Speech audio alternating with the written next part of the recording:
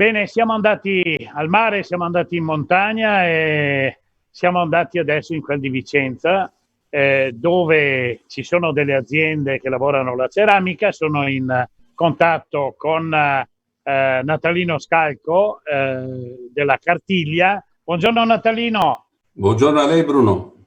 Bene, siamo venuti a trovarvi per capire proprio in funzione di questa crisi del coronavirus, di questa pandemia, come vive il vostro settore questo momento drammatico. Beh, le dirò, il momento è umanamente terribile. Ecco, anche la nostra economia sta pagando sicuramente un prezzo alto, altissimo, di quello riguardo a questa emergenza di questa coronavirus. Il danno è certamente enorme e penso impossibile da quantificare in queste settimane, in questi mesi. Quindi andremo lungo nel tempo per poter capire quello che ci è successo e quello che veramente ci sarà in termini economici e finanziari da pagare. Ed è questo che pesa, diciamo, e che ci preoccupa praticamente tutti quanti.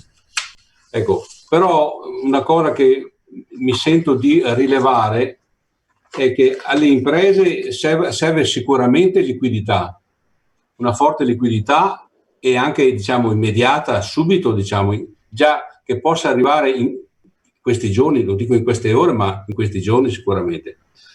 Noi per esempio abbiamo già l'attività chiusa da circa un mese e mezzo, così, e siamo fermi e quindi temo che chiuderemo sicuramente l'anno in perdita. E tra l'altro abbiamo un altro precedente che abbiamo avuto noi lavorando con le ceramiche. Lavoriamo prevalentemente con Venezia, le isole e poi altre località, ma in questo caso parliamo di Venezia. Ecco, abbiamo avuto l'acqua alta, quindi da dicembre fino ai primi di gennaio abbiamo avuto l'acqua alta, che noi sono mercati che noi lavoriamo da moltissimi anni, diciamo, ecco.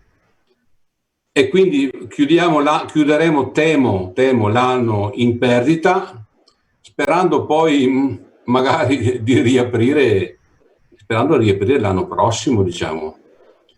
Si parla, si sussurra di questi 600 euro, diciamo, no? Che ci daranno. È evidente che sono chiaramente insufficienti. Diciamo, detto così, 300 euro paghi, cosa fai? Paghi la corrente elettrica, e 300 euro cosa paghi? Il gas, e quindi sono già finiti, già terminati. Certo, i mesi che stiamo vivendo adesso, attraversando, sono terribili, diciamo. Anche un'azienda praticamente piccola come la nostra sta pagando un prezzo, diciamo, altissimo al coronavirus, ed è impossibile quantificare e sapere quando ne usciremo. 2 mesi, 3 mesi? Speriamo. Si presuppone che le cose vadano anche forse più in là? Speriamo di no. Anche con le attività chiuse dobbiamo fare i conti con gli impegni, ovviamente, che tutti quanti gli artigiani si prendono, diciamo, dalle ricevute bancarie che scadono e le varie incombenze che ovviamente tutti i miei colleghi hanno da tutta Italia, diciamo, no? E che siamo fermati, interrotti, diciamo, da questa crisi enorme che ci sta piombando, che ci ha già piovuta sul capo, diciamo, ecco. Ecco, allora, speriamo lo Stato. Ecco, naturalmente si pensa all'intervento dello Stato che venga incontro a una situazione così drammatica. Io vorrei, con lei, Natalino, possiamo darci del tu, ci conosciamo. Benissimo, Bruno. Da un po' di tempo. Bene, Bruno, vorrei fare un passo indietro che vede la crisi della ceramica dovuta alla globalizzazione e al fatto che le ceramiche sono poi, il sistema è stato copiato in varie parti del mondo, sia la ceramica che il vetro ha passato un momento di crisi. Poi sì, avete avuto la capacità di evolvervi, di cambiare il tipo di produzione, di adattarvi ai tempi, di adattarvi alla crisi. sì. Questo è un altro momento che vi farà vedere, vi farà pensare a questa situazione come a un altro cambio che può essere epocale per il vostro lavoro.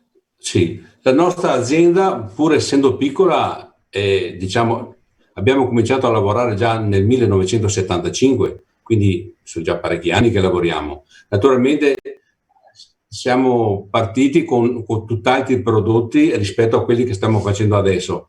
Naturalmente abbiamo cercato già all'epoca di seguire seguire i mercati e naturalmente poter fare, proporre quello che veniva richiesto, diciamo. Noi abbiamo lavorato bene, diciamo, come tutti, per moltissimi anni.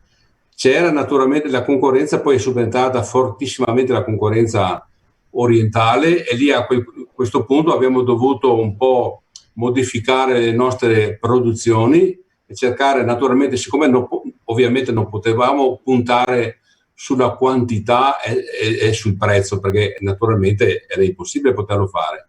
Abbiamo naturalmente cercato di lavorare sul valore aggiunto e di cercare di fare dei prodotti più lavorati, più belli, quello che diciamo di quello che noi ovviamente siamo più bravi, diciamo, più bravi a fare, diciamo, ecco.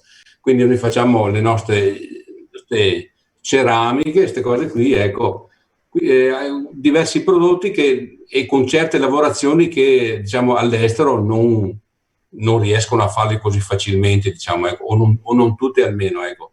E cercare di metterci del nostro, del famoso, ecco, Made in Italy.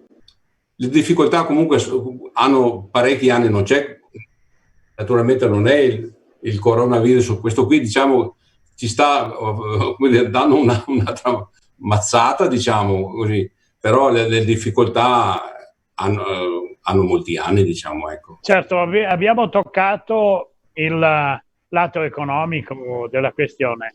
Il Sì. lato umano, il vedere intorno a noi paesi che hanno un po' falcidiato gli anziani, hanno avuto parecchi morti, parecchi decessi. Parliamo Questo del coronavirus, Bruno? coronavirus. Sì, sì, naturalmente, ecco, sì. Siamo tornati al coronavirus. Sì. Che Come impressione. sì. Ti dirò, Bruno, allora io ho 70 anni, quindi siamo su quella fase lì, dico, vediamo come vanno le cose, no, giusto, siamo su quella linea di demarcazione che sei più di là che di qua e ci appelliamo a Dio che abbia, come può dire, un po' di riguardo per noi, ecco, diciamo così.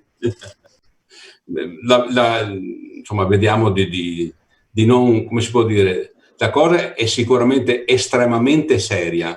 Certo, però non possiamo, come può dire, fra virgolette, ammalarci queste cose qui, vediamo di superare questo periodo terribile, terribile che abbiamo. Che abbiamo.